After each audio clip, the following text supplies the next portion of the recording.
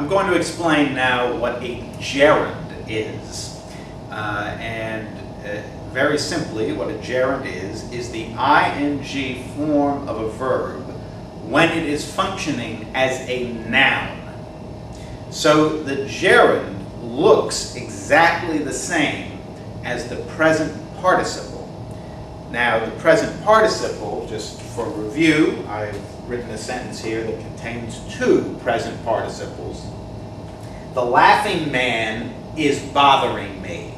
Now, the present participle, the ing form of the verb, can function either as an adjective or as a verb. So, for example, the laughing man. Which man? The laughing one. So, laughing there is just like you could substitute the word nasty, which is an adjective. The nasty man, the laughing man. So laughing, present participle, is an adjective. And he is bothering me. What is he doing? He is bothering me. The verb here is 2 words long. It consists of the auxiliary verb is and the present participle bothering. So there it is. There's the present participle in its 2 possible functions, as an adjective and as a verb. Now, the gerund looks exactly like the present participle. So, for example, we take this this sentence: walking helps your breathing. All right. Now, walking, that, if you're just looking at that not in a sentence, but just as a word, you don't know whether it's a present participle or a gerund. That is, you don't know whether it's an adjective, a verb, or a noun. But if you look at it in its sentence, you can tell what part of speech it is. And what is it doing here? Walking helps your breathing. Well, the verb is helps, and what is its subject? What helps? Walking helps. That's what. So walking is functioning as the subject, and that makes it a noun. So walking is a gerund, and it helps your breathing. Now, breathing, again, what kind of word could you substitute for breathing? You see, it's preceded by a possessive pronoun here, which is something that comes in front of a noun. Your car, your bank account, your breathing.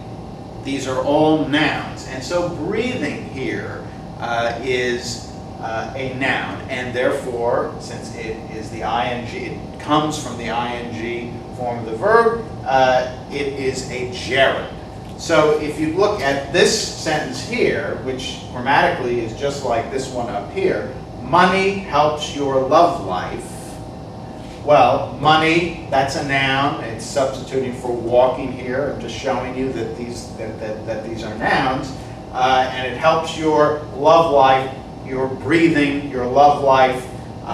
This is a noun phrase, a nominal phrase. These are both examples of things you can substitute for a gerund. So these are gerunds. Now, gerunds don't always stand alone like this. They can also form phrases. So, for example, because these things are like verbs in a lot of ways, they can have direct objects just as verbs do. So, for example, walking your dog helps your breathing. Now what helps your breathing? It's not just walking now, it's walking your dog. So walking your dog is what we call a gerund phrase. That is, the whole phrase functions as if it were one word with an identifiable part of speech. And it's a gerund phrase, it's a noun phrase, a nominal phrase. It functions as a noun. But it's just to show you that this is a gerund, and gerunds can form phrases. Now, the gerund doesn't have to be the very first word of a gerund phrase. So, for example, it could be quickly walking your dog helps your breathing. Now, the phrase isn't walking your dog, it's quickly walking your dog. dog, but it's still a gerund phrase, even though it begins with this adverb quickly that modifies the gerund walking. So to sum up, a gerund is the ing form of a verb when it's functioning as a noun.